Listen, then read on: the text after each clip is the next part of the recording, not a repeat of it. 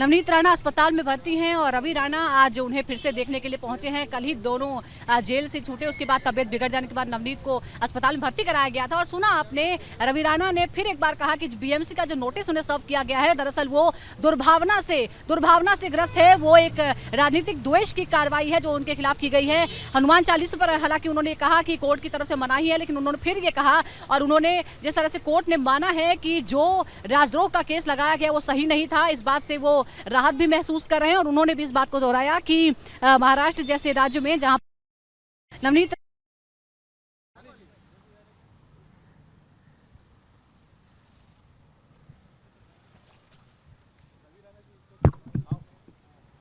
रवि राणा अब अस्पताल पहुंचे हैं, लीलावती अस्पताल में। नवनीत 2 बार उन्होंने नोटिस चिपका के गए वहाँ पे हमारे घर पे। जो बिल्डिंग 15 साल पहले बनी है और 15 साल के बाद अभी अचानक नोटिस देके इस तरह से जो कार्रवाई हो रही है, मुझे लगता है द्वेष वाली कार्रवाई है, खुन्नस वाली कार्रवाई है। और जहाँ पे बीएमसी ने ही वो प्लान मंजूर किया, वो बिल्डिंग को 15 साल पहले मान्यता दी, जिनकी बीएमसी में सत्ता रही है वही प्रेशर लाके अभी नोटिस दिला रहे। तो मुझे लगता है एक खुनसी राजनीति चल रही है। और उस बिल्डिंग में जो बिल्डर ने हमको फ्लैट बेचा है, हमारे जैसे 10-12 लोगों को और फ्लैट बेचा है, तो सभी लोग वहाँ रहते हैं और सभी ने वो वहाँ पे बिल्डिंग में फ्लैट लिया है। तो मुझे लगता है आज मैं अभी तक राह देखा कि बीएमसी के लोग आएंगे और वहाँ जो भी मेजरमेंट करना है उनको सहयोग करूँगा मैं, क्योंकि मुझे लगता है कि पूरी देश की जनता देख रही है, महाराष्ट्र की जनता देख रही है। एक खुन्नस की राजनीति और द्वेष की राजनीति महाराष्ट्र में चल रही है और वही कार्रवाई हमारे फ्लैट में होने वाली है। नवनीत जी की तबीयत कैसी है? तबीयत अभी काफ़ी, उनको बॉडी में पेन है, उनके शोल्डर में बड़ा पेन है और डॉक्टर उसको चेकअप कर रहे हैं, ब्लड और ये सब टेस्टिंग भी ब्लड का 2-3 बार किया हुआ है, एक्सरे किया है, सीटी स्कैन किया है।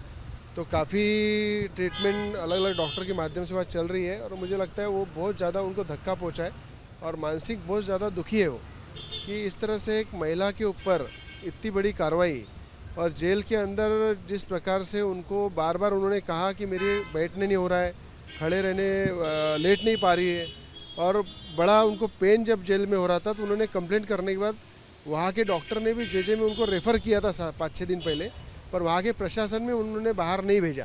तो मुझे लगता है इतना प्रेशर और इतने प्रेशर के अंदर प्रशासन महिला के ऊपर अत्याचार कर रहा था, महिला को पीड़ा पहुंचा रहा था।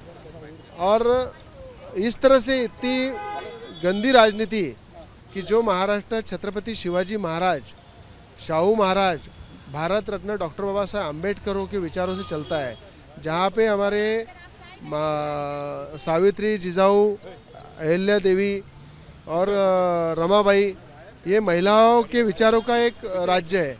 और महिलाओं का इतनी बुरी तरह से अत्याचार उनकी तरफ हो रहा है। मुझे लगता है ये महाराष्ट्र के लिए दुर्भाग्य की बात है। और उसी से पीड़ा, एक महिला होने के नाते महिला को इतना रोकने का, इतना दबाव लाने का, इतना प्रेशर लाने का सरकार का क्या कारण था, मुख्यमंत्री का क्या कारण था, ये मुझे समझ में नहीं आ रहा है। पर मुझे लगता है मैं एक मागासवर्गीय महिला है, एक महिलाओं के लिए, महाराष्ट्र की जनता के लिए, देश के लिए आवाज़ उठाती है पार्लियामेंट में, उसको कहीं ना कहीं रोकने का काम। कोर्ट ने कहा है कि राजद्रोह का केस गलत था, इसको कितनी बड़ी राहत पाई? मुझे लगता है कि कोर्ट का हम आदर सम्मान करते हैं और न्यायालय के दरवाजे हमारे लिए हमेशा खुले। न्यायालय के कुछ बंधन है हमको इस प्रकरण में बोलने के लिए, इसलिए मैं ज़्यादा टिप्पणी नहीं करूँगा। पर मुझे ये लगता है कि न्यायालय में हमारा विश्वास है और न्यायालय में हम न्याय मांगेंगे। पर महिला को इतनी पीड़ा पहुंचाना जो राज्य में कभी भी इसके पहले हुआ नहीं, वो ये राज्य में हुआ है। और अभी क्यों हुआ है वो आपको मालूम है। जितने भी हमारे हनुमान भक्त हैं, राम भक्त हैं, वो पूरे देश के राम भक्त, हनुमान भक्त देख रहे थे कि महाराष्ट्र में क्या चल रहा है और महिला के साथ किस तरह से बर्ताव किया जा रहा है, किस तरह से दबाव लाया जा रहा है और किस तरह से उनके ऊपर गलत तरीके से सरकार कार्रवाई कर रही है। डिस्चार्ज होने के क्या चांसेस जताए जा रही मैडम का? अभी तो मुझे लगता नहीं है, अभी मैं जाऊंगा क्योंकि मुझे बीएमसी का 2 बार नोटिस है। मैं जेल में था, एमपी नवनीत राणा भी जेल में थी और बार बार बीएमसी आके नोटिस चिपका के जा रही थी, कार्रवाई करना चाह रही थी। तो मैं अभी तक उनका वेट किया कि वो आएंगे तो उनको फ्लैट खोल के बताऊँगा, जो कार्रवाई करना है करिए। क्योंकि द्वेष की कार्रवाई है, खुन्नस की कार्रवाई है, और इस कार्रवाई के लिए जहाँ भी मुझे सहयोग करना है मैं करूँगा, पर पूरे देश की और राज्य की जनता जानती है कि महाराष्ट्र में क्या हो रहा है।